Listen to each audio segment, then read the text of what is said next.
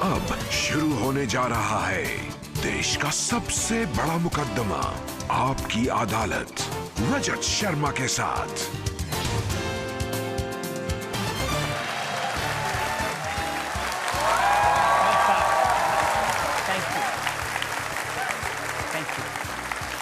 आपकी अदालत में आपका स्वागत है। आज मेरे मेहमान हैं मध्य प्रदेश के सबसे अनुभवी नेताओं में से एक ऐसे लीडर जिन्होंने एक साधारण कार्यकर्ता से अपना करियर शुरू किया और मध्य प्रदेश की राजनीति में शिखर तक पहुंचे।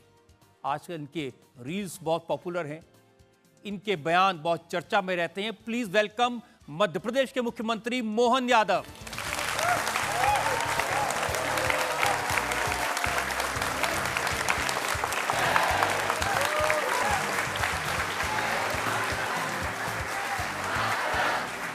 और आपकी अदालत में आज हमारे जज विशेष हैं। मध्य प्रदेश से इनका भी बहुत नाता रहा है। माखला यूनिवर्सिटी के वाइस चांसलर रह चुके हैं, आजकल इंडिया हैबिटेट सेंटर के डायरेक्टर हैं। Please welcome KG Suresh.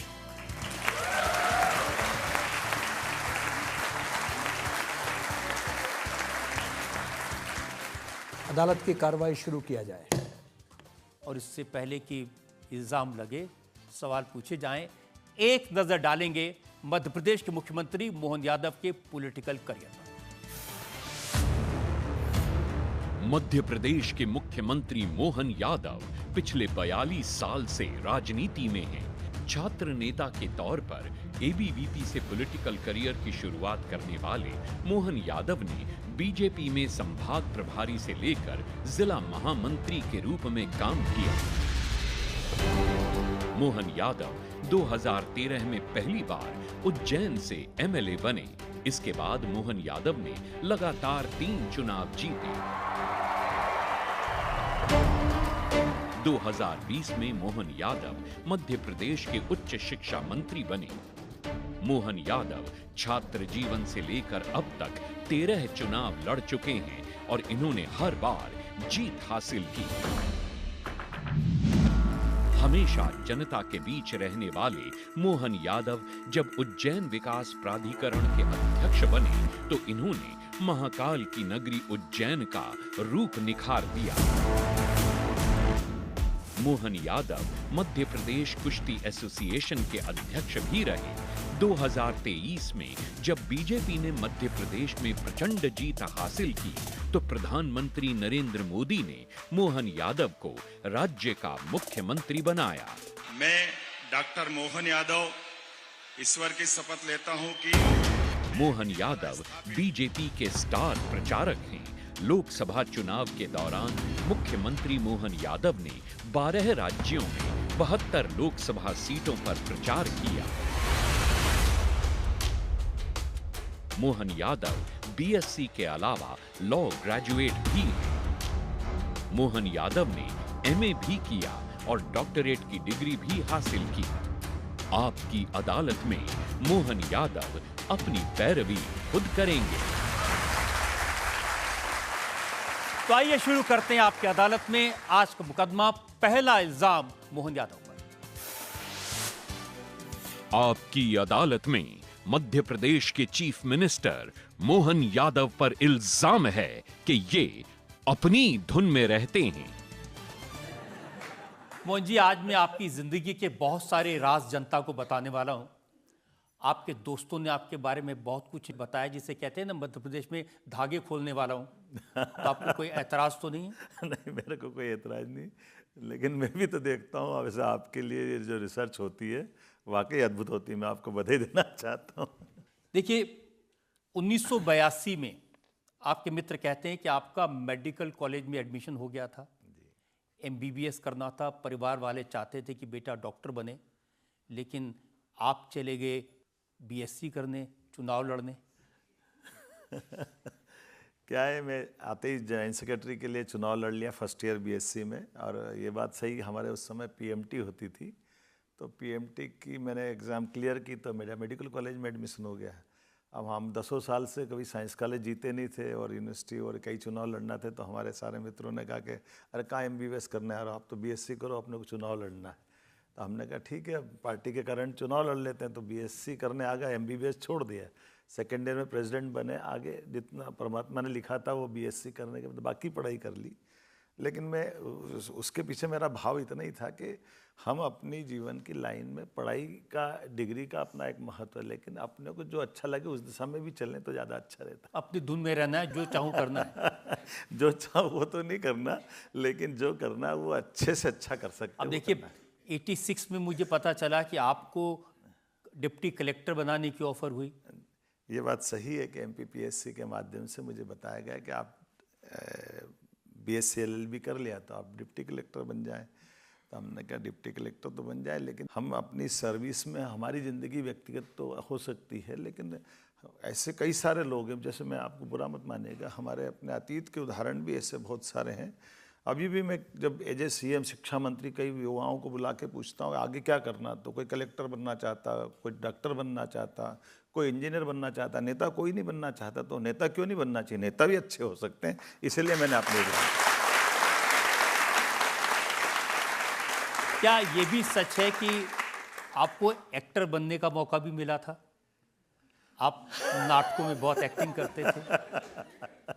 ये बात सही है कि हमने स्कूली जीवन से लगा करके, अब जब मैं टूरिज्म का चेयरमैन बना, बाद में शिक्षा मंत्री बना, तब तक भी ऐसे ऐतिहासिक विषयों को लेकर के हम लोग नाटक में खड़े करते हैं, जिसमें हमारे लिए आज के दौर में वो सारे अभिनय करके हमारे अतीत के गौरवशाली पृष्ठ को सामने लाना चाहिए। जैसे सम्राट विक्रमादित्य एक महानाट्य बनाया हमने, जैसे जानता राजा ऐसा है, अभी दिल्ली में भी कराया था थोड़े दिन पहले। तो विक्रमादित्य के चरित्र की बहुत सारी बातें, ऐसे कई सारे, तो उसमें जब 100-200 कलाकारों के साथ काम करने के लिए बड़ा मंच खड़ा करते हैं, तो मेरे मन में आता है कि भाई जो छोटे से छोटा कार्यकर्ता काम कर रहा है, तो बड़े से बड़े आदमी को भी उनके साथ उनके जैसा बन जाना चाहिए। तो उसमें अभिनय से तो हमारी अंदर की प्रतिभा भी आती है, सबका विश्वास आता है, तो टीम भावना अच्छी रहती है। और अभिनय का तो परमात्मा की दया है, करने में क्या दिक्कत है, अच्छे से अच्छा कर सकते हैं, इसलिए इस अभिनय की लाइन को पकड़ा। देखिए मध्य प्रदेश से बड़े बड़े कलाकार हुए, किशोर कुमार, लता मंगेशकर, सलमान खान इंदौर के हैं, तो आपको नहीं लगा कि आप भी मुंबई जाके हीरो बन जाएं? मैंने कहा कि मैं उज्जैन से रह करके अपनी जो कला की ऐसी खास करके धारा है, उस धारा में जैसे मैंने आपको निवेदन किया कि ऐसे हमारे उज्जैन में रंगमंच की पुनर्प्रतिष्ठा के लिए काम करना चाहिए, प्रदेश की पुनर्प्रतिष्ठा, ये हमारी प्राचीन विधा थी, और उस विधा के लिए मैंने अपना थोड़ा नाट्य में अपनी रुचि रखी है। और आपके पिताजी आपको पहलवान बनाना चाहते थे?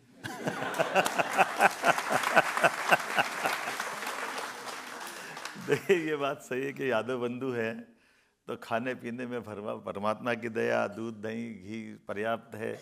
तो शुरू से पिताजी का आग्रह 2 मामलों में रहता था कि एक तो शरीर मजबूत रखो, ताकि बाद के समय में हमारे अपने शरीर की व्याधि से दूर रह करके शरीर की सुदृढ़ता भी होना चाहिए और आत्मनिर्भर भी होना चाहिए। इस दिशा में पिताजी का आग्रह शुरू से रहा है।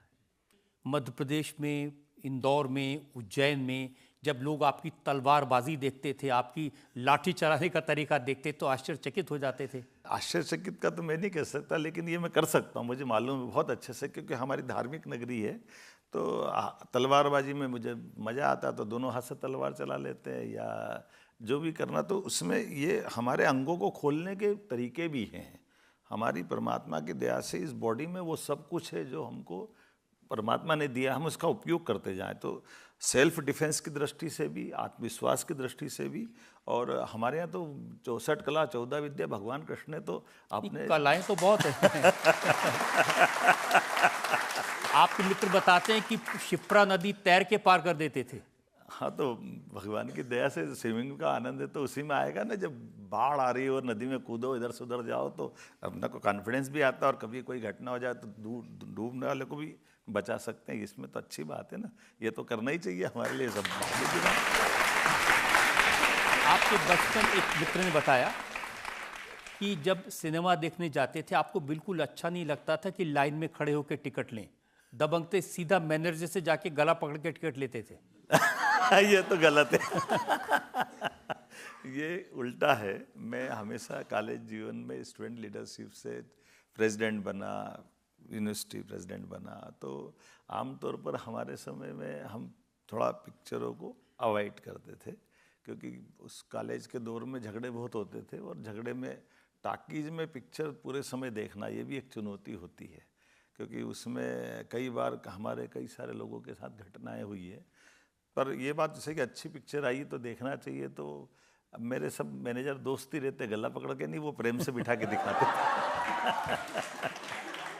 आप नौकरी नहीं करना चाहते थे, ये खुददारी थी और इसलिए आपके फादर ने दुकान खुलवा दी? मेरे आपसे सहमत हूँ।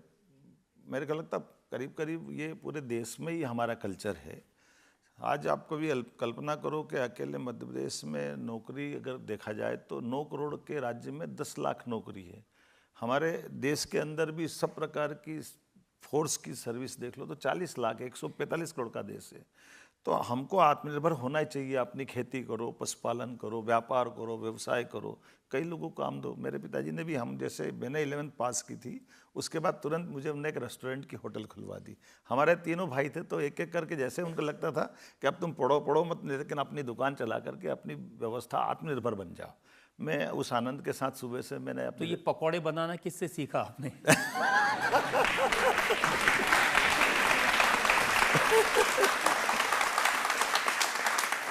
जब आप दुकान खोलोगे तो आप भी सीख जाओगे। आप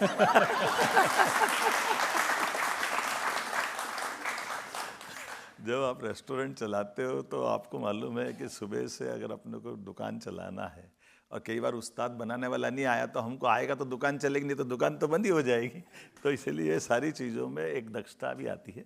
लेकिन समय के साथ, जैसे मैंने फर्स्ट ईयर में रेस्टोरेंट चलाई, जब मुझे लगा कि मैं चुनाव भी लड़ रहा हूँ, मुझे दिक्कत है, तो पिताजी ने कहा कि तुम्हारे लिए, मैंने कहा मैं सुबह से दुकान शाम तक चलाऊँगा, तो मैं कॉलेज कब जाऊँगा, मैं चुनाव लड़ रहा हूँ, तुम्हारा कब टाइम है? तो उन्होंने कहा बेटा पढ़ना तो पड़ेगा, लेकिन ये भी तय है कि दुकान भी चलाना, तुम्हारे दुकान का स्वरूप बदल देता हूँ। तो उन्होंने कहा तुम खाने की होटल खोल लो। खाने की होटल का फ़ायदा ये है कि 11 बजे से 3 बजे तक, शाम को 7 बजे से 10 बजे तक चलेगी, लेकिन दुकान जरूर चला। फिर मैंने BSc कर ली। फिर मैंने कहा मुझे अब थोड़ा सा और समय लग रहा, क्योंकि मैं विद्यार्थी परिषद में ऑल इंडिया स्तर पे और स्टेट लेवल पे काम कर रहा हूँ। तो उन्होंने कहा आप कुछ और भी काम करो, लेकिन अपना व्यवसाय मत छोड़ना। और मुझे गर्व है कि पिताजी की वो सीख मुझे आज तक काम आई। हर स्थान पर मैं किसी भी जगह पे रहा हूँ, चाहे शिक्षा मंत्री बनाओ, विधायक बनाओ, टूरिज्म चेयरमैन रहा, UDA चेयरमैन रहा, मैं अपना व्यवसाय अपने परिवार का वो स्वच्छता के साथ गैर सरकारी आधार पर सदैव कराता रहा हूँ। ये मुझे इस बात का आनंद है। आपका ये यूथ का करियर देखता हूँ ना, तो आप सब कुछ करते थे, इसलिए घूम फिर के राजनीति पर आ जाते थे। करनी लीडरी है। तो ये सच है कि आपने अपनी बहन से राजनीति के गुर सीखे? ये बात सही है कि मेरे घर के अंदर मेरे से दीदी पहले, वो हालांकि ससुराल के बाद अपने घर से चुनाव लड़ी, वो 6 चुनाव लड़ चुकी नगर निगम के, तो मैं उनके बाद ही लड़ा हूँ, ये बात सही है, जो सार्वजनिक क्षेत्र के। लेकिन दीदी की विशेषता थी कि उनको किसी वार्ड से लड़ा दो, किसी भी सीट से लड़ा दो, वो हर जगह चुनाव जीत के आती। मुझे उनका एक गुण बहुत पसंद था, तो मुझे लगता है ऐसा होना चाहिए कि जहाँ भी लड़ाओ चुनाव जीत के आओ। और राजनीति का इतना शौक था कि शादी भी आपने राजनीतिक परिवार में की? राष्ट्रीय स्वयंसेवक संघ का परिवार था, और हमारे प्रचारक माननीय बाबा साहब नातू, माननीय शालिग्राम जी तोमर, हमारे विद्यार्थी परिषद में कार्यकर्ता किस प्रकार से चिंता करते हैं। तो चूँकि मैं दिन भर घर से निकल करके अपना अधिकांश समय बाहर और पार्टी के काम से लगता हूँ, तो हमारे प्रचारकों की इच्छा थी कि ये गृहस्थी ऐसी लाना पड़ेगी जो इस भाव को समझने वाला हो, ताकि दोनों को ये मालूम रहता कि घर से बाहर भी रहना पड़ता, नहीं तो रोज़ झगड़े होंगे घर में। मुझे गर्व है कि मुझे आज तक झगड़ा नहीं करना पड़ा, ये अच्छा फायदा मिला। नहीं, अब तो घर में झगड़े के आपने सारे रास्ते बंद कर दिए। आप अकेले रहते हैं मुख्यमंत्री निवास में, ना पत्नी ना बच्चे, कोई साथ में नहीं रहता है। मैं लगभग 8 साल उज्जैन विकास प्राधिकरण का अध्यक्ष रहा, 4 साल मध्य प्रदेश टूरिज्म कॉर्पोरेशन का अध्यक्ष रहा, फिर मैं 2013 से विधायक, और फिर 2020 से 2024 तक शिक्षा मंत्री, 23 तक। तो मेरे परिवार से मुझे सपोर्ट ज़रूर मिलता है शुरू से कि सरकारी पदों पे आप रहें, तो मुझे सरकारी बंगले में परिवार कभी आते नहीं है। उन्होंने कहा आपको पूरी छूट है, और ये तो माननीय मोदी जी का आदर्श है। उनके भाई भतीजे कौन रहते हैं, वो CM हाउस में भी नहीं रहते थे, आज भी नहीं रहते हैं। तो ऐसे माननीय प्रधानमंत्री जी सहित ऐसे कई सारे वरिष्ठ लोगों का आशीर्वाद रहता है कि कोई दायित्व हमको मिले तो पूरी शिद्दत से करने के लिए आपको समय चाहिए, और मुझे इस बात का गर्व है कि घर से सपोर्ट मिलता है। मैं इस कारण अच्छा, से उनको बिल्कुल बुरा नहीं लगता है कि आप अकेले रह रहे हैं वहाँ? मेरे ख्याल से आप आके पूछ सकते हो, कभी बुरा लगे।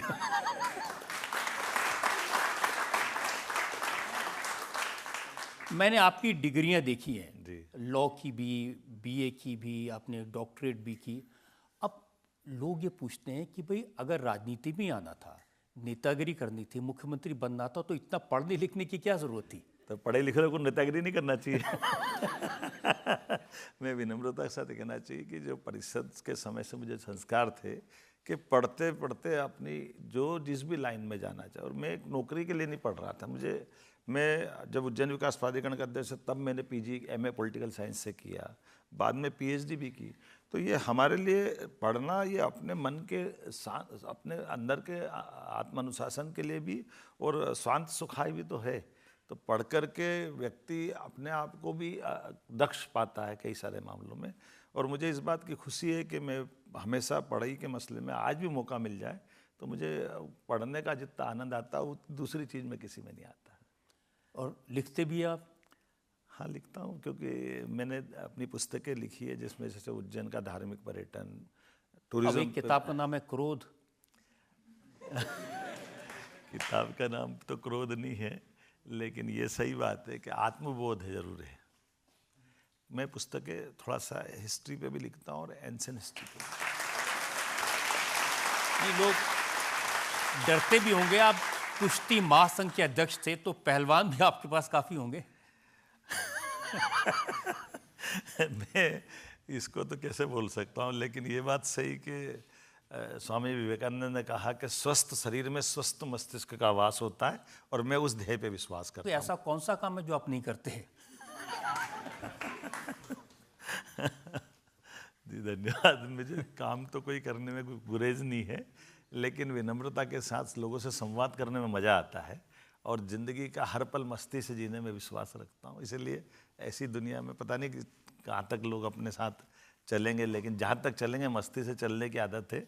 और वही परमात्मा की दया के छोटे से आदमी को, जिसके परिवार में कभी कोई विधायक नहीं, कोई सांसद नहीं, कोई मंत्री नहीं, मुख्यमंत्री का तो सवाल ही नहीं उठता, और ऐसे व्यक्ति को नीचे से उठाकर पार्टी मुख्यमंत्री बना देती, मुझे इस बात का गर्व है।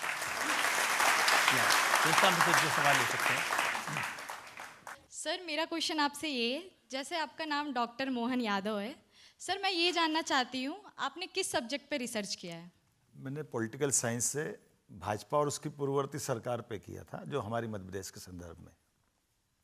Okay sir, thank you sir. और ये भी बता देता हूँ कि मैंने ये सब्जेक्ट इसलिए लिया कि आमतौर पर नेता जब पीएचडी करते हैं तो उन पे आरोप लगते हैं कि ये एक थीसिस किसी ने लिखा दी होगी, कुछ कर दी होगी। हमने कहा ऐसा विषय रखें कि जिसको नींद में भी पूछो तो बता दे कि भाजपा की पूर्ववर्ती सरकार है कब कब बनी, इसलिए ये भाजपा में जो मीडिया कर्मी है उनका क्या रोल था, इस पर भी आपने थीसिस लिखा है? जी, मुझे इस बात की खुशी आप है। छुपा रहे हैं ये बात? नहीं। मैंने मीडिया कर्मी का अनुशीलन पे लिखा था, और वो भाजपा उसकी पूर्ववर्ती सरकारों के प्रति दृष्टिकोण पर मीडिया कर्मी का अनुशीलन।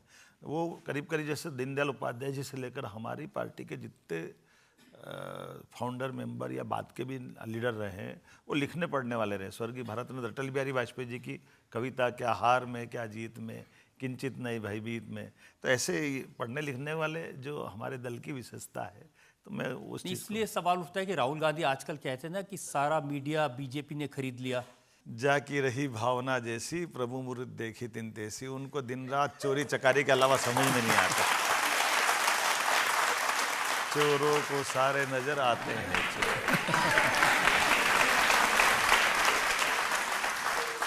एक और सवाल लेते। मेरा सवाल आपसे है कि आपका एक बयान बहुत वायरल हुआ था, कुश्ती ना हो तो यादव कैसा। ये आपने किस कॉन्टेक्स्ट में कहा था? आपने जो देखा था, ये बात सही है कि एक सभा हो रही है और सभा में मेरा अपना भाषण चल रहा है।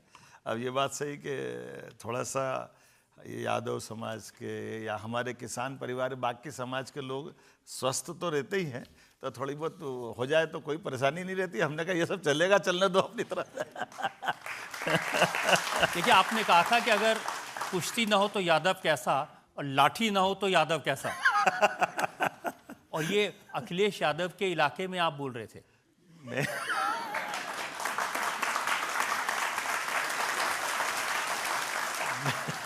लखनऊ में बोल रहा था। मुझे मालूम है कि लखनऊ उत्तर प्रदेश की राजधानी है और मेरी सभा में ये विषय खड़ा हुआ था। तो अब ये तो होता ही है कि कोई ऐसा विषय आ जाए, तो अब ये तो छिपी हुई बात भी नहीं है कि अगर सक्षम लोग, समर्थ लोग, स्वस्थ लोग और ख़ास करके राजनीतिक क्षेत्र में आते हैं तो कुछ कुछ चीज़ें ऐसी होती है, तो मुझे इस बात का गर्व है कि हाँ, यादव लोग सब संभाल लेते, चिंता की कोई बात नहीं।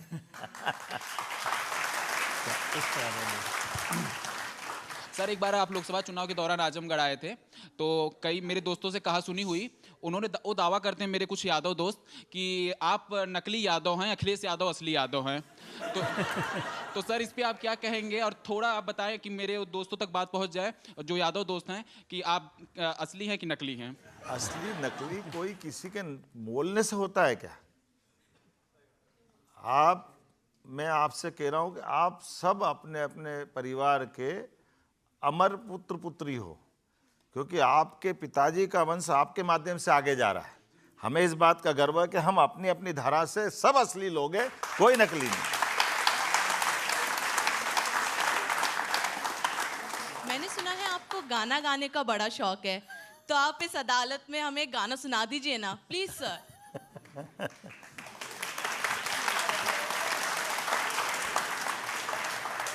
अब मल्टी टैलेंटेड आप हैं, ये एक एक करके पता चल रहा है। कुछ राज मेरे पास है, कुछ जनता के पास है।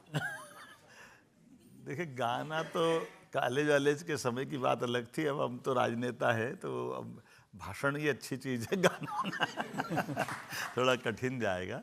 लेकिन ये सही है कि हमारे अपने खास करके मनोविकास की दृष्टि से, शांत भाव में एकाग्रता की दृष्टि से सत्संग का, गाने का, इस सब का अपना महत्व है। तो मुझे थोड़ा भक्ति भावना की, ये त्यौहार जितने अच्छे से मनाते हैं उसका आनंद लेने की आदत है।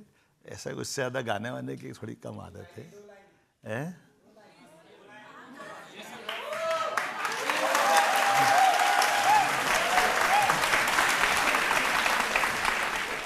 बड़ी देर भई नंद लाला, तेरी राह तके ब्रजबाला। ओ बड़ी देर भई नंद लाला, तेरी राह तके ब्रजबाला। बाल बाल एक एक से पूछे, कहाँ है मुरली वाला रे। बड़ी देर भई नंद लाला, तेरी राह तके ब्रजबाला।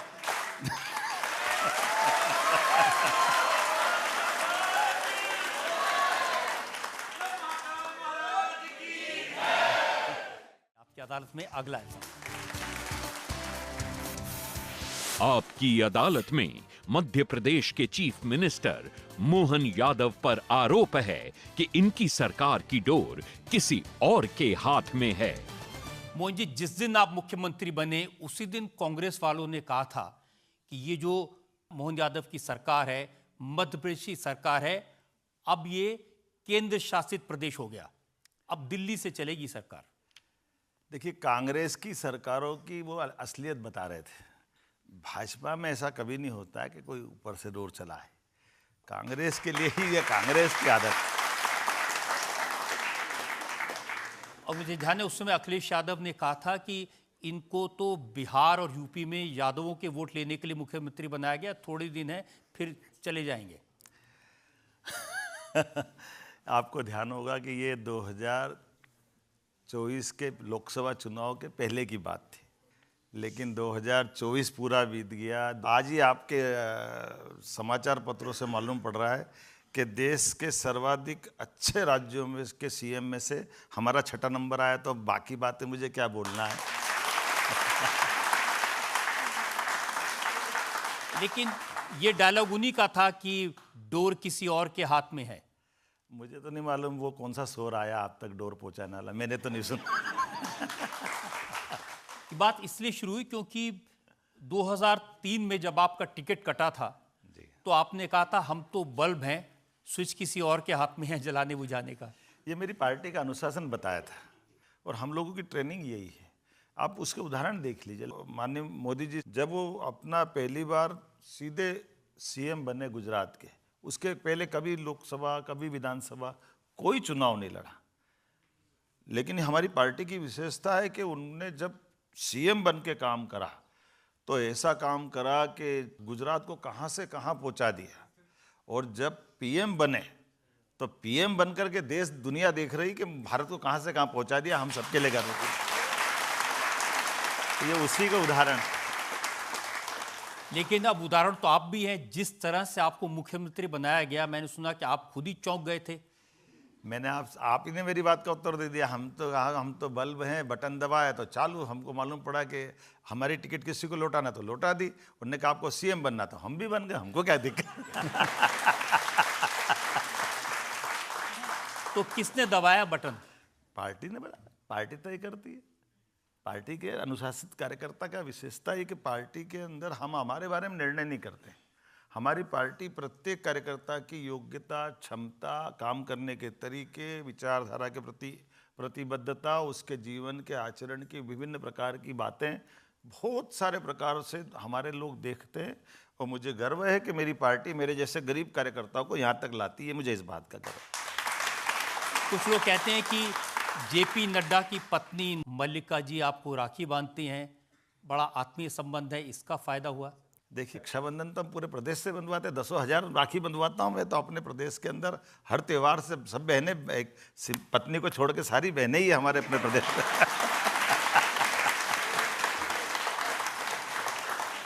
लेकिन वो तो पॉलिटिकल परिवार की है ना। माँ भी जबलपुर में चुनाव लड़ी थी कई बार। जिनकी पिताजी लोकसभा चुनाव लड़ चुके हो, जिनकी माताजी चुनाव लड़ चुकी हो और लोकसभा भी लड़ी, राज्यसभा भी लड़ी, वो मंत्री भी रही, लेकिन मल्लिका जी खुद चुनाव नहीं लड़ी, तो इसका भी तो अर्थ निकलता है। इसलिए मैं मान के चलता हूँ कि हमारी पार्टी के अंदर जो पद्धति है कि जिस कार्यकर्ता को जो जैसा काम दे दे उसको आनंद से करता। और मुझे गर्व है कि मुझे इस बात के लायक समझा कि मुझे सब प्रकार के काम दिए और मैं करके दिखा रहा हूँ। राजनीति के जो पंडित हैं उनका कहना है कि मोहन यादव को इसलिए मुख्यमंत्री बनाया गया कि ओबीसी समाज को प्रभावित किया जा सके। जिसकी देश जैसी दृष्टि वैसी सृष्टि, ये कांग्रेस की दृष्टि है। वो अपने वोट बैंक के लिए जाति जाति में इस तरह से देखती है, जिसके कारण से हमारा लोकतंत्र कमजोर होता है, समाज में बहुत सारी बातें खड़ी होती है। हाँ, हमारी पार्टी सबका साथ, सबका विकास, सबका विश्वास, सबके प्रयास से चलती है मोदी जी की।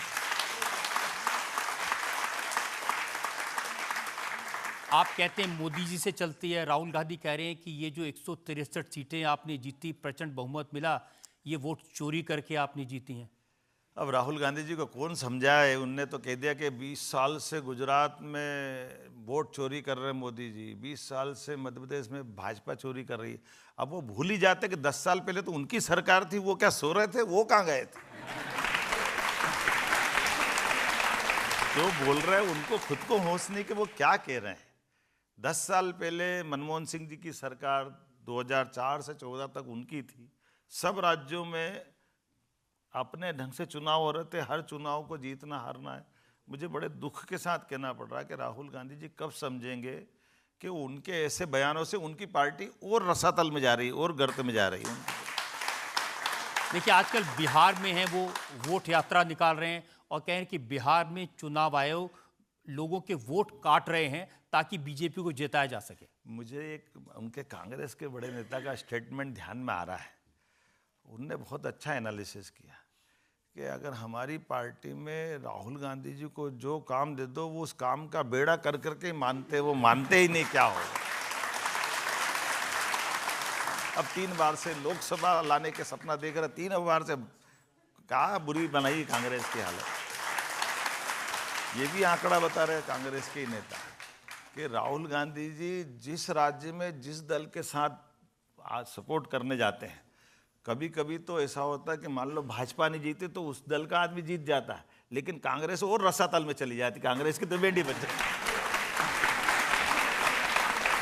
यही तो कारण बता रहे हैं कांग्रेस के चुनाव हारने का, रसातल में जाने का। वो कह रहे हैं कि नरेंद्र मोदी, अमित शाह और इलेक्शन कमीशन ये मिलके कांग्रेस को हरा रहे हैं।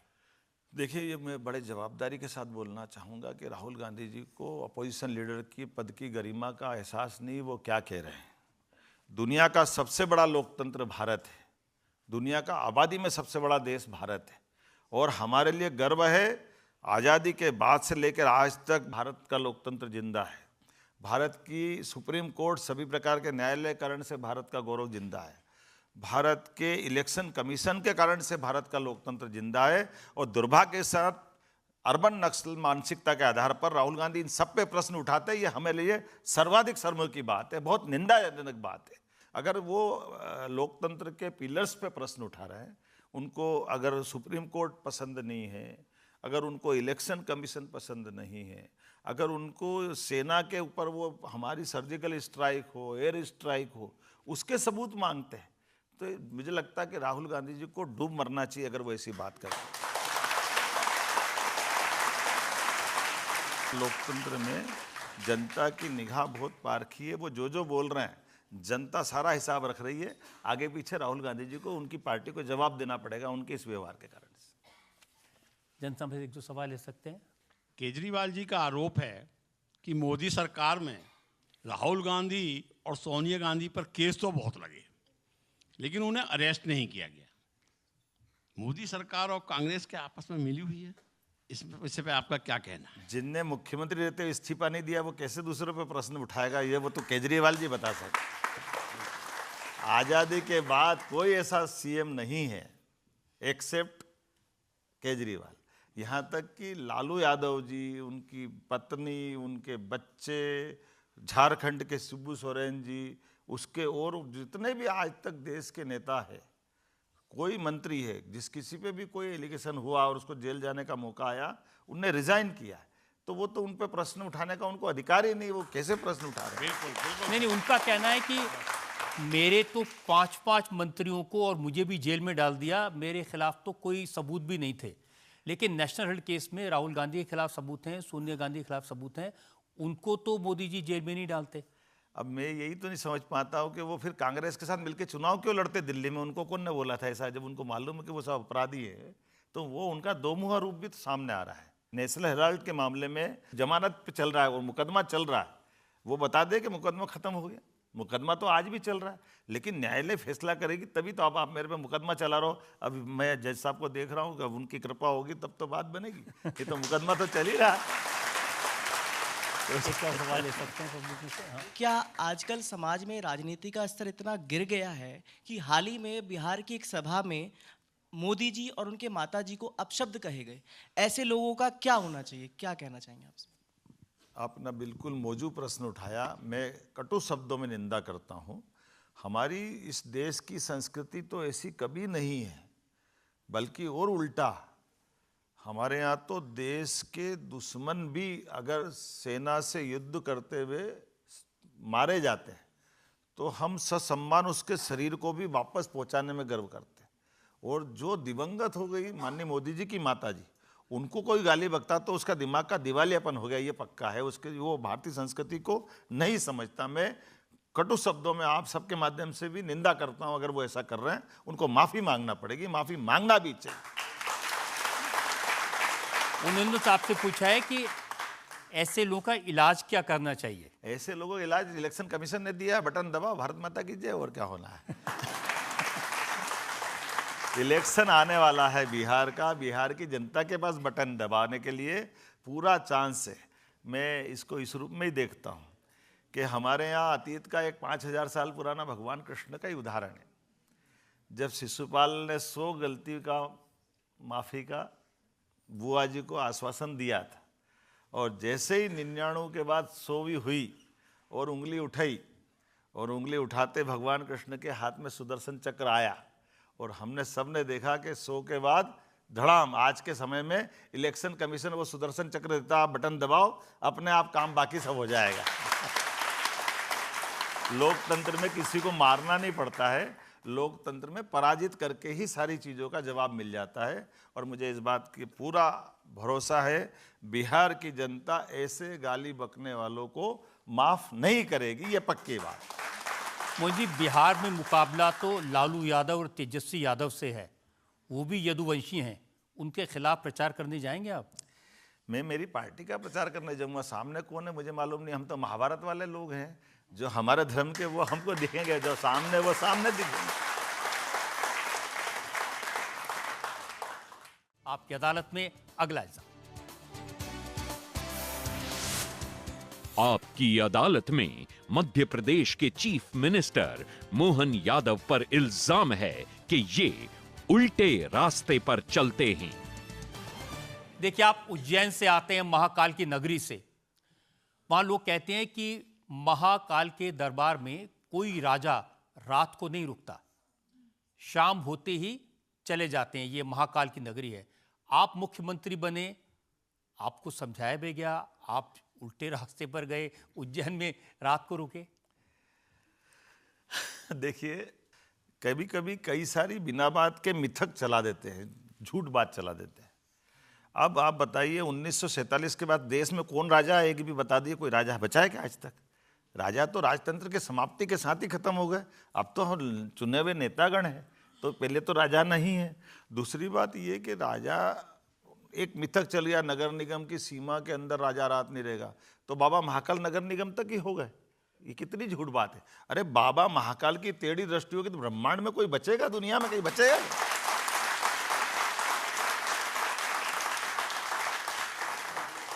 और आखिरी बात, हमारे भगवान तो हमारे माता पिता तुल्य हैं। वो तो हमको आजीवन आनंद, सुख और लंबी आयु का आशीर्वाद देते हैं। वो कब हमारे प्राण लेंगे? ये तो हमारी आयु परमात्मा के आधार पर अगर पूरी हो जाएगी तो दुनिया की कोई ताकत बचा नहीं सकती है। और अगर भगवान का आशीर्वाद है तो कोई मार नहीं सकती है। हमें इस बात का गर्व है। यही तो सनातन संस्कृति है। आप सुबह सुबह जब उठते हैं, बाकी लोग तो व्हाट्सएप मैसेज देखते हैं, कोई आदमी देखता है सोशल मीडिया पर क्या आया है, कोई फेसबुक देखता है, कोई ट्विटर देखता है, आप बस मारती देखते हैं। देखिए, बाबा महाकाल की नगरी के भक्त हैं और भस्मारती से एक जीवन दृष्टि मिलती है। कभी आप भस्मारती देखने जाएंगे तो भस्मारती में लगभग 2 घंटे में भगवान के उस दरबार में भगवान की भस्मारती की शुरुआत आप देखें तो जल से शुरू करके जल से ही आपके सामने समापन होता है। अर्थात जन्म से मृत्यु तक की पूरी यात्रा भस्मारती के माध्यम से दिखाई जाती है। तो हर एक व्यक्ति का, जिसका जन्म हुआ, उसको मरना है, लेकिन मरने और जीने के बीच जो परमात्मा ने समय अच्छे से अच्छा दिया है, उस समय का सदुपयोग कर ले, यही भस्मारती है। और मैं परमात्मा की दया से वो काम करता हूँ कि आज का दिन खूब आनंद से बीते, कल का कल देखेंगे, इसलिए इस भाव पर। और आप ये भी कहते हैं आज के ज़माने में लोगों से कि अगर समय देखना है तो उज्जैन की घड़ी का समय देखो, विक्रमादित्य की घड़ी में समय देखो, ये जीएमटी वगैरह कुछ नहीं है। देखिए, ये काल की नगरी अर्थात महाकाल की नगरी, और महाकाल की नगरी अर्थात समय की नगरी।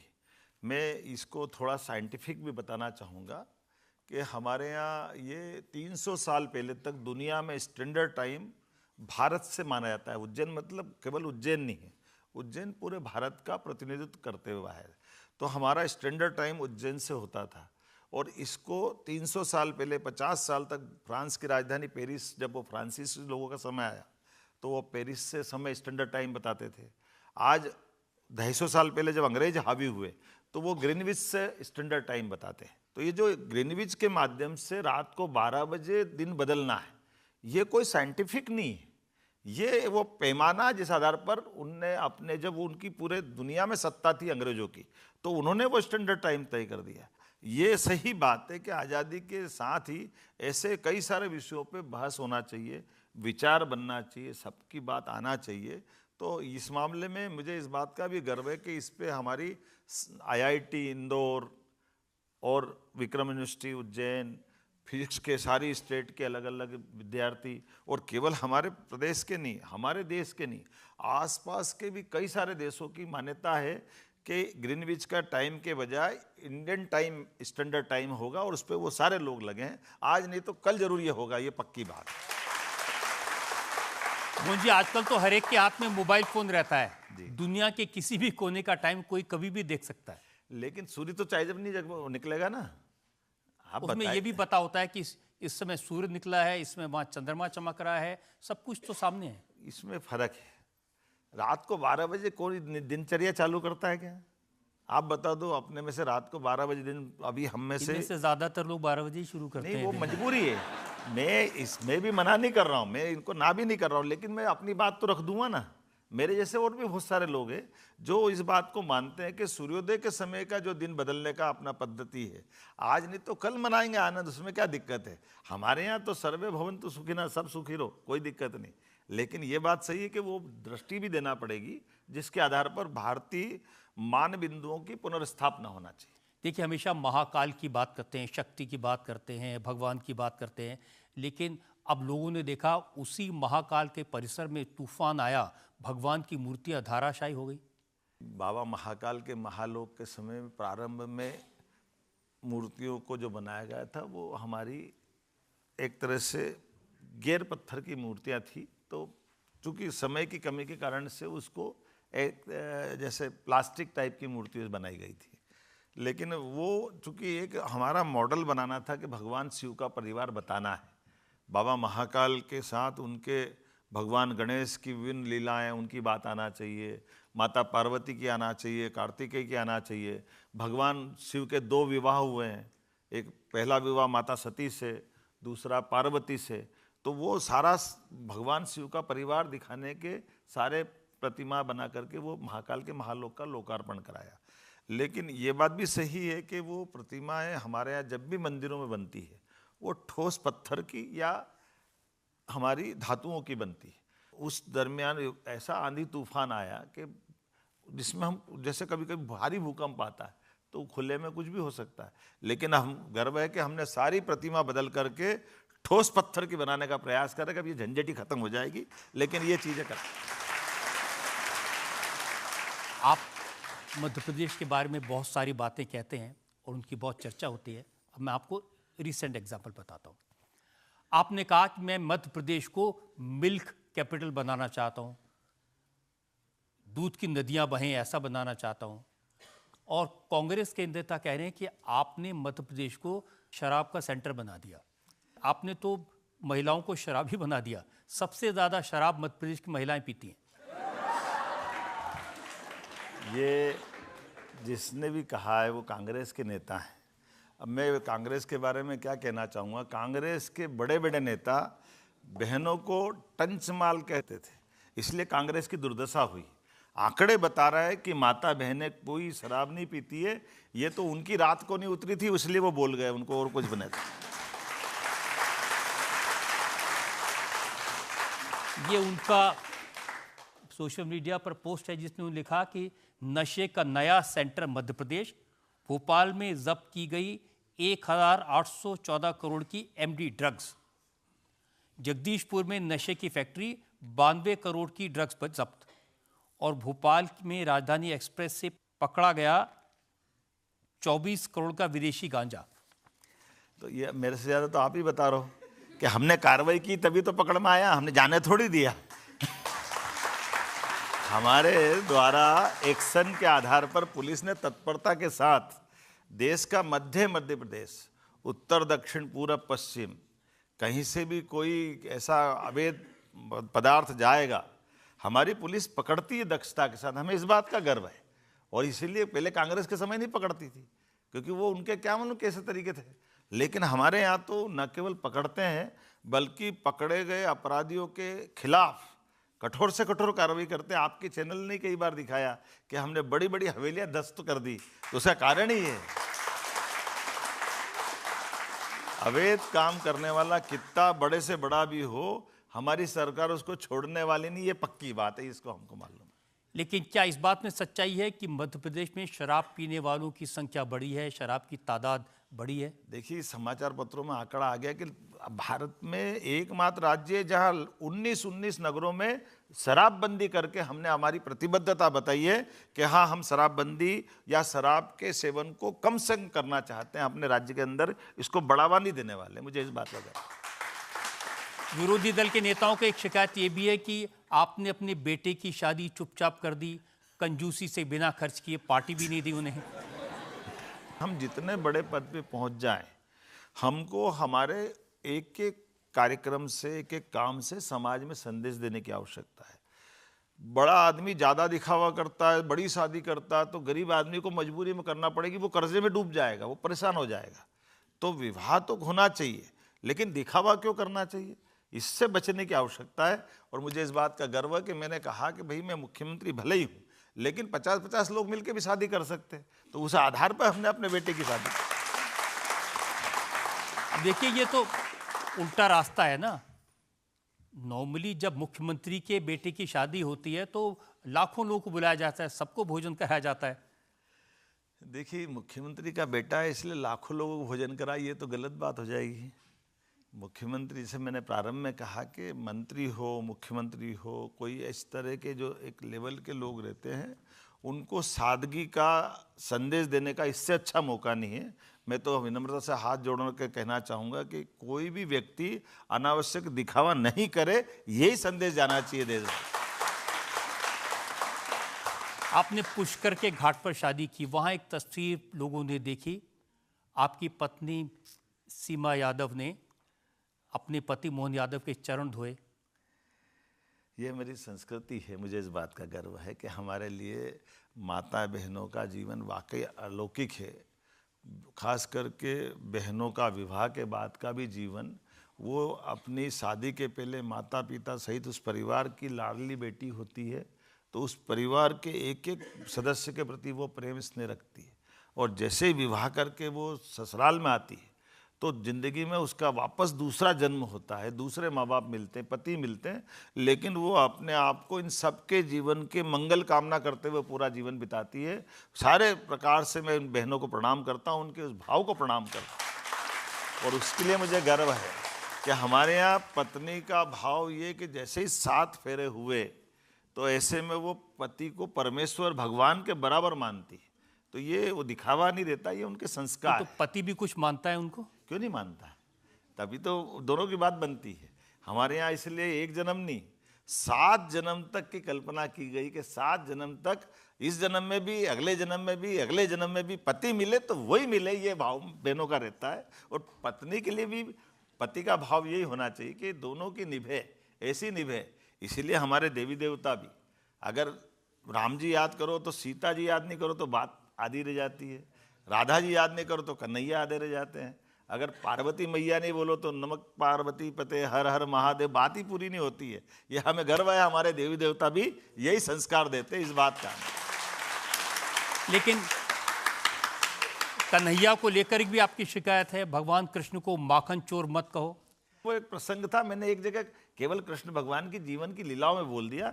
ऐसा कोई मेरा इस बात का, ना मैं कोई धर्म का पंडित हूँ, ना मैं इतना जानकार हूँ, ना मुख्यमंत्री को ऐसा बोलना चाहिए। मैंने कहा कि भगवान का वो थोड़ा सा मन में आया कि भाई कंस मेरी अगर माखन खा के मजबूत हो रहा है तो एक पक्ष ये भी हो सकता है, जैसे कि मैंने उल्लेख किया है कि किसी ने लिखा है और हमने पढ़ा भी, तो वो बाकी उस बात पे ज़्यादा। अब तो मोदी जी ने भगवान कृष्ण के सुदर्शन चक्र का जिक्र किया है। भारत को जो एयर डिफेंस सिस्टम मिलेगा वो सुदर्शन चक्र की तरह होगा। बिल्कुल सही बात किया। ये हमारे लिए अतीत के काल में भी भगवान कृष्ण की जो लीलाएं हुई है उसमें हमारी सरकार ने तय किया कि जो मथुरा का महत्व है, जो द्वारका का महत्व है, वही सांदीपनि आश्रम उज्जैन का महत्व है जहाँ भगवान कृष्ण पढ़ने आए, वही परशुराम जी की जन्मस्थली जनापाओ का महत्व है जहाँ भगवान कृष्ण को सुदर्शन चक्र स्वयं परशुराम जी ने दिया है। तो सुदर्शन चक्र की महिमा तो 5000 साल पहले से दुनिया ने देखी, और माननीय मोदी जी के नेतृत्व में सुदर्शन चक्र से पूरा भारत सुरक्षित रहेगा, इससे अच्छी क्या बात हो सकती है। ये तो सौभाग्य की बात। उन्होंने कहा 2 मोहन का जिक्र कर रहा हूं, एक मोहन जिन्होंने सुदर्शन चक्र चलाया और दूसरा मोहन जिन्होंने चरखा चलाया। वो तीसरे मोहन को भूल गए जो मध्य प्रदेश में है। आप मोदी जी किसी को नहीं भूलते हैं, लेकिन ये बात भी सही है, मोदी जी सच्चा अर्थ में वो खुद मोहन है, क्योंकि उनका मोहन का संधि विच्छेद आप करो तो इसका अर्थ मिल जाएगा। मोहन किसको कहते हैं? मनमोहन को। और सबसे ज्यादा तो चर्चा मनमोहन की। और जिसको किसी से मोह ना हो वो मोहन है। और मोदी जी ऐसे हैं जिनको अपने काम से लगातार लोगों को लेकर चलने का भाव है। उनका व्यक्तिगत कोई मोह नहीं है, ये उनके काम की पराकाष्ठा। आइए जनता में से एक दो सवाल ले सकते हैं।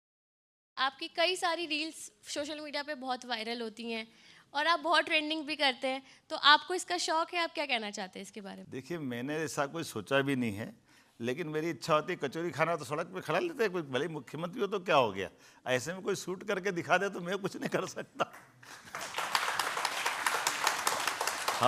हमको अपनी ज़िंदगी में भले ही मंत्री बने, मुख्यमंत्री बने, कुछ भी काम करें, हम अपने जीवन में सामान्य से सामान्य बने रहें, इस भाव को लेकर के कभी कभी इस तरह की चीज़ें दूसरों से वो थोड़ा हट के हो जाती है, लोगों को लोकप्रिय कर देती है।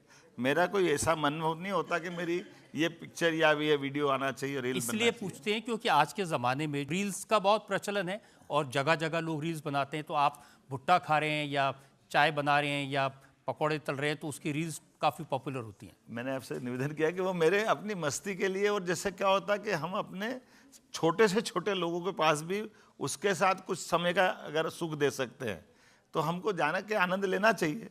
अब मैं जैसे पचमढ़ी से निकल रहा हूँ और पचमढ़ी से निकलने के बाद आम का सीजन है और हमारी बहनें ऐसे अपना छोटी छोटी डलिया में आम लेकर के बेच रही है, तो हम अगर वहाँ खड़े होकर थोड़ा आम उनके साथ खा लें, बच्चे अगर उनके साथ बैठे उनसे पूछ ले आप बच्चों को स्कूल ज़रूर भेजना चाहिए, तो ये करना मुझे अच्छा लगता है, तो उस भाव को लेकर के हम जाते हैं। सबसे ज़्यादा जिस चीज़ की चर्चा हुई वो एक मुस्लिम महिला का बच्चा आप गोद में लेते हैं और वो आपकी सेल्फी खिंचाए, तो मैं दिखाना चाहता हूँ लोगों को और फिर आपका रिएक्शन चाहूँगा।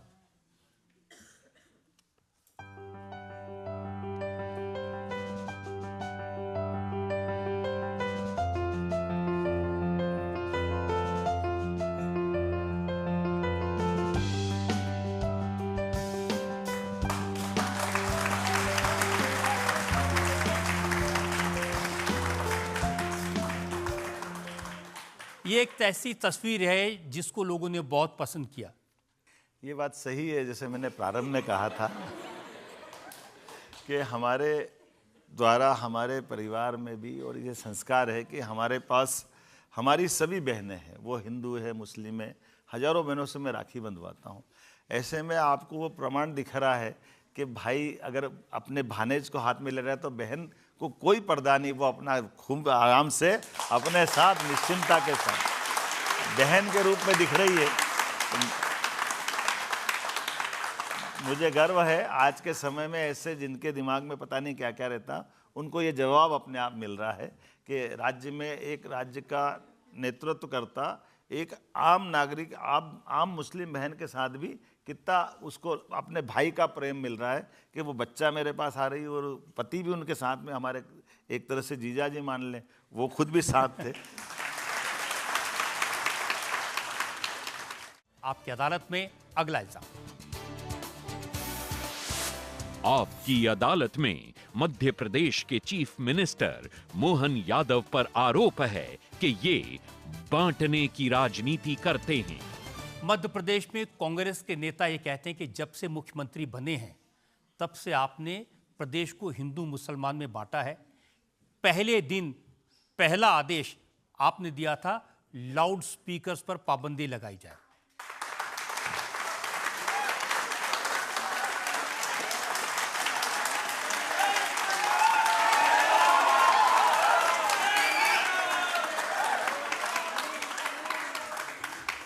देखिए, मैं राज्य का मुख्यमंत्री अगर हूँ और सुप्रीम कोर्ट ने निर्णय किया कि ये आवाज़ की डेसिबल की मात्रा इतनी प्रकार से इतनी होना चाहिए, मैं उसका पालन अक्षर से मध्य प्रदेश में करा रहा हूँ, तो क्या गलत करा रहा हूँ?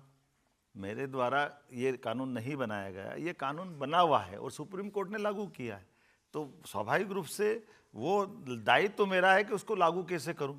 और केवल लाउड स्पीकर नहीं, हमने डीजे को भी बैन किया है। डीजे की आवाज़ से कई सारे प्रकार से उसकी जो स्पीड बढ़ती है, हम देखते कई छोटे छोटे बच्चों को हार्ट अटैक हो जाते हैं। तो हमारी सरकार ने लॉ एंड ऑर्डर की दृष्टि से कोई हिंदू मुसलमान नहीं किया है, समान रूप से हमने कहा कि हर हालत में साउंड की लिमिट इतनी रहेगी और उसका पालन कराया। मुझे इस बात का गर्व है।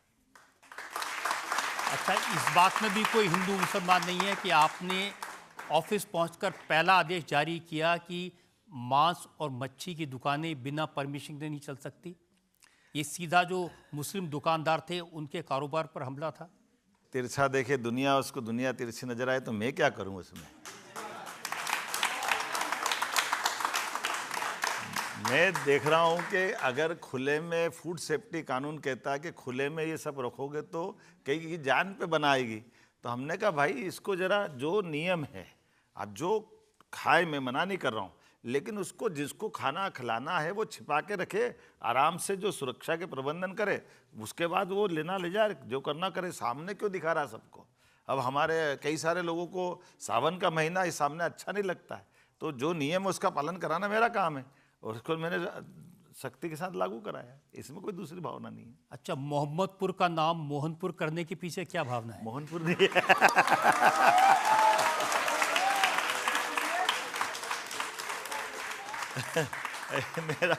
मेरा कोई ऐसा भाव नहीं है। जैसे मेरा संयोग से नाम हो सकता है, लेकिन जिस आप मोहम्मदपुर की बात कर रहे हैं, जिस गांव में कोई एक भी मोहम्मद नहीं है और हमारे यहाँ कानून है, वो गांव के लोग लिख के दे रहे हैं कि भाई हमारे यहाँ तो मोहन मुरली वाले का मंदिर है तो इसको मोहनपुर करा जाए, तो मैं अपने उस कानून का पालन कर रहा हूँ, उसमें भी मैं अपराधी। ये तो बात ही समझ में नहीं आ रही। देखिए, आप बात भी ऐसी कहते हैं ना, आपने कहा कि मौलाना गांव का नाम लिखने में मेरा पेन कांपता है। एक गांव का नाम मौलाना, वो पूरा हिंदू गांव, एक भी उसमें कोई मुस्लिम समाज का भाई बहन नहीं है, और उन्होंने कहा कि ये मौलाना नाम बदल दिया जाए। तो अब मुझे उसकी पोस्ट करने के लिए जब चिट्ठी लिख रहा हूँ तो मैं मौलाना लिखूंगा तो मेरे भी समझ में आएगा कि एक भी मौलाना तो लिखूं कैसे, ये तो बताओ मेरे को। मेरे मन में भी तो आएगा कोई तो मौलाना होना चाहिए एक भी। तो गांव में मौलाना एक भी नहीं, वो गांव का नाम मौलाना, तो स्वाभाविक रूप से पेन अटकेगा। उसमें कोई गलत बात हो तो बताओ। देखिए, लोग याद दिलाते हैं कि मोहन यादव की ये जो भावना है ये पुरानी है। 8 साल पहले 2017 में आप भूटान गए, आपने क्या ट्वीट किया? भूटान बहुत सुंदर देश है, 7 लाख की आबादी है, शिक्षित और संस्कारित लोग हैं, शादी के बाद घर जवाई बनने की प्रथा है। फिर आपने लिखा भूटान मुस्लिम, गरीबी, अपराध विहीन देश। मतलब मुस्लिम विहीन होगा तो अपराध विहीन हो जाएगा। नहीं, दोनों ये सब में कामे लगे, आपने देखे नहीं, मैं भी क्या करूं, उसमें अलग अलग आइटम है। लेकिन ये जानकारी के लिए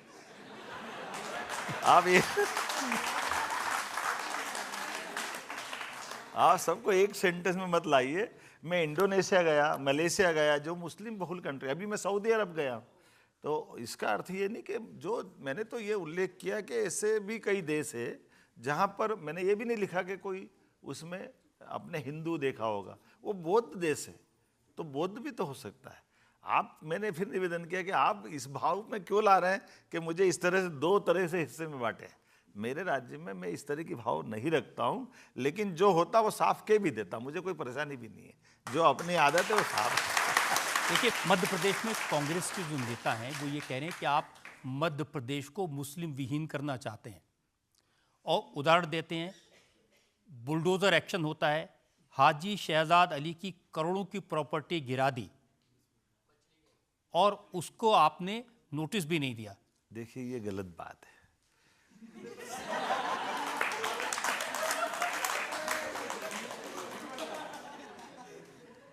अगर कोई अपराध कर रहा है और अपराध करने के साथ साथ अपने अवैध साम्राज्य खड़े कर रहा है, और अवैध साम्राज्य भी सरकारी भूमि पे कर रहा है, तो राज्य का मुखिया क्या करेगा? अगर आपकी प्रॉपर्टी आपकी लैंड पे तो होना चाहिए ना। तो हमने कोर्ट के सामने निर्देश दिए और कोर्ट ने कहा कि हाँ ये अवैध है, इसको ध्वस्त कर दो, तो मैं कैसे बचा सकता हूँ उसको? उसको तो टूटना ही था, वो टूटेगी भी सही।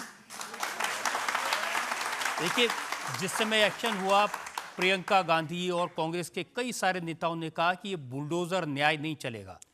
मैं भी सहमत हूँ, बुलडोजर न्याय का कोई पद्धति नहीं है। ये बात सही है कि बुलडोजर में हमारे द्वारा मन मर्जी से कोई ऐसी घटना नहीं होना चाहिए जो किसी को परेशान करे। लेकिन अगर ये लगा कि हाँ ये न्यायालय से परमिशन के बाद ये अवैध निर्माण है अगर, तो फिर दुनिया की कोई ताकत बुलडोजर को रोक भी नहीं सकती, ये भी पक्का है।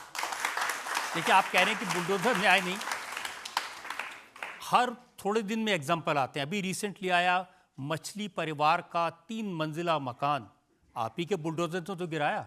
हमने बाकायदा नोटिस दिया, वो सुप्रीम कोर्ट तक गए और सुप्रीम कोर्ट ने कहा कि हाँ ये अवैध है, तो फिर तो तोड़ना पड़ेगा ना, फिर मछली हो कि मगर हो, कोई भी हो, सब ठिकाने लगे। आप तो ये भी कहते हैं ना कि मध्य प्रदेश से लव जिहाद को मिटा दूंगा। देखो, कोई भी जिहाद हमेशा नुकसानदायक है, जिहाद शब्द का अर्थ ही गलत है। इसीलिए लव जिहाद वालों के खिलाफ भी हमारी सरकार उस विनम्र भाव के साथ ही कि किसी भी अबोध बच्चियों को ले जा करके उनको जाल में फंसाना और बाद में उनकी ज़िंदगी नर्क कर देना, ये हम में से कोई बर्दाश्त नहीं कर सकता। निश्चित रूप से इस प्रकार इस बात को लेकर के अखिलेश यादव कई बार कमेंट करते हैं, वो कहते हैं मोहन यादव को इस रास्ते पर नहीं जाना चाहिए। वो कभी बात करेंगे तो मैं उनको बता दूंगा कि गलत क्या है और सही क्या। अच्छा नहीं लगा ना, उनको मालूम नहीं होगी इसलिए उन्होंने बोल दिया होगा। नहीं, आपकी पार्टी के लोग उनको नमाजवादी कहने लगे हैं आजकल। मेरे द्वारा तो नहीं, मैं तो इस बात के लिए इतना ही कहना चाहूँगा कि अगर कोई कानून तोड़ता है और कानून के नियम के अनुसार उस पर कार्रवाई होना चाहिए, तो मध्य प्रदेश सरकार सदैव कानून के साथ खड़ी रहेगी, ये पक्की बात है, इसमें कोई शंका नहीं। लेकिन जब आप उत्तर प्रदेश जाते हैं तो आपने कहा कि एक एक आवाज़ छाती में गोली की तरह लगती है। आपने समाजवादी पार्टी के अखिलेश यादव के कॉन्टेक्स्ट में कहा कि हिंदुओं को डराने की कोशिश कर रहे हैं वो लोग। मैंने तो अपनी बात कही है कि आज के दौर में यशस्वी प्रधानमंत्री के नेतृत्व में देश में हमारे हर धर्म के लोगों को स्वाभिमान के साथ जीने का अधिकार है, तो हिंदुओं को क्यों नहीं होना चाहिए और इसको किसी धर्म वालों को बुरा क्यों लगना चाहिए। मैं वोट की राजनीति के आधार पर ये विभाजन बर्दाश्त नहीं करता हूँ, इसलिए मैं इस बात को रखता हूँ कि हाँ, जब सब धर्मों को अपने अपने धर्म के पालन का अधिकार है तो हिंदुओं के भी हित सुरक्षित है, उनके कौन हित को छीन सकता है, इसमें क्या दिक्कत है। नहीं तो मध्य प्रदेश में मुसलमानों के हित भी सुरक्षित है, उनको कोई नहीं छीन सकता। मैंने पहले ही कहा कि जो इस देश और प्रदेश के साथ सारे कानून कायदे और धर्म के साथ चलते हैं, उस सभी धर्मों की छूट हमारे राज्य में है, किसी को धर्म के आधार पर प्रताड़ित नहीं करेंगे, ये तो पक्का है। लेकिन एक धर्म दूसरे धर्म का सम्मान करे, ये भी जरूरी है। इसलिए परस्पर ये एक दूसरे की संबंधों पे निर्भर करता है। सरकार तो समान रूप से अपने संवैधानिक दायित्व का निर्वहन करती है। आप अपनी पार्टी और अपने बारे में अपने विरोधियों को क्या कहना चाहेंगे? जियो और जीने दो।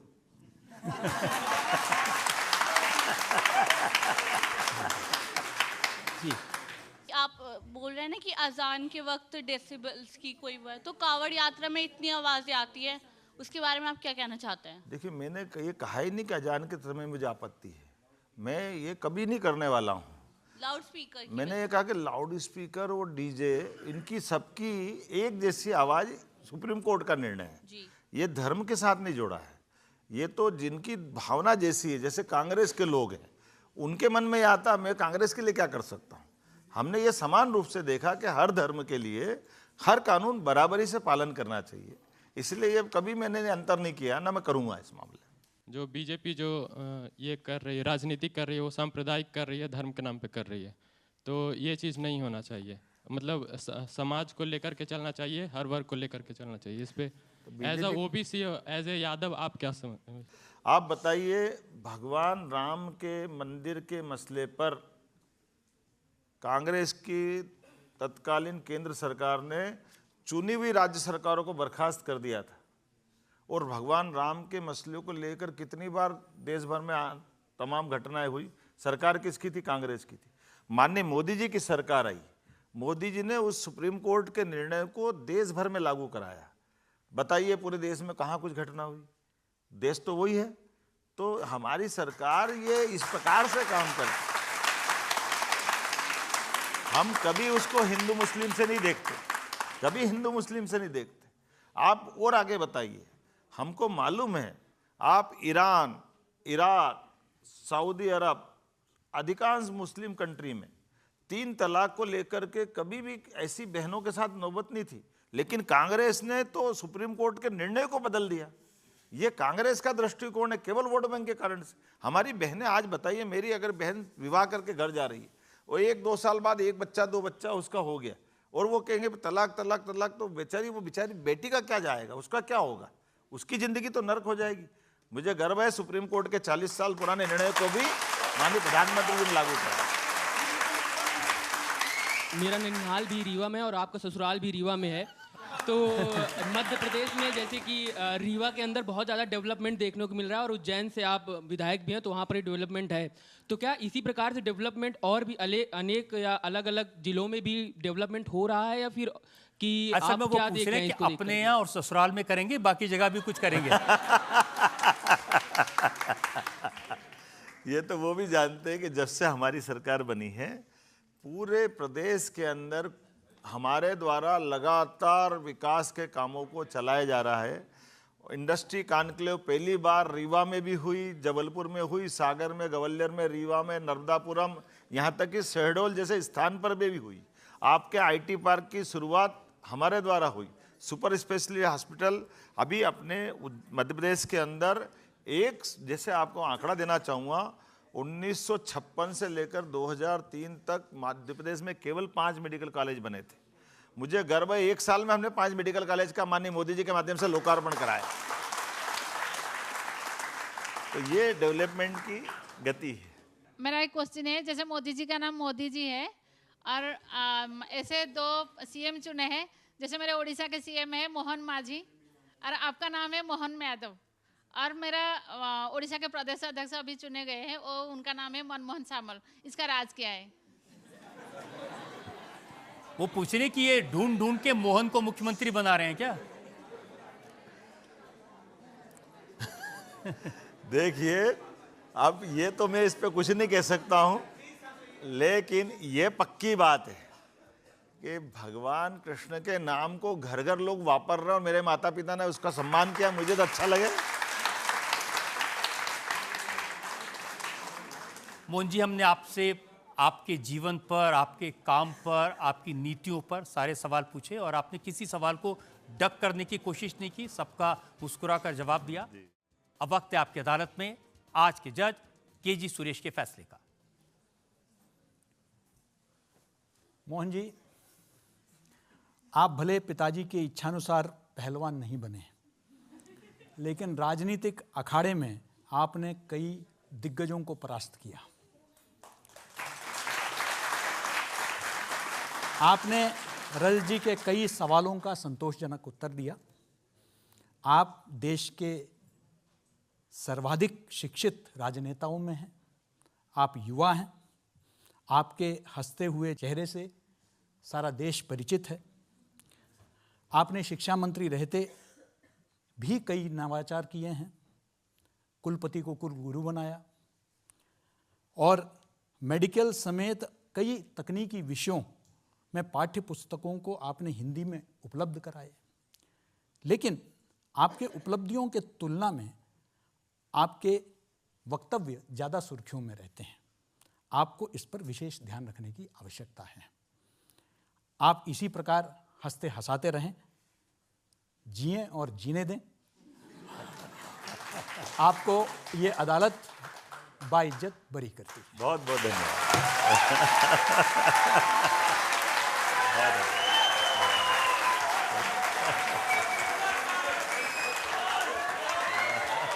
इस विश्वास के साथ कि मोहन यादव इसी तरह से मध्य प्रदेश के लोगों की सेवा करते रहेंगे, आज का मुकदमा यहीं खत्म करते हैं। अगले हफ्ते आपसे मुलाकात होगी आपकी अदालत में एक नई शख्सियत के साथ। तब तक के लिए नमस्कार।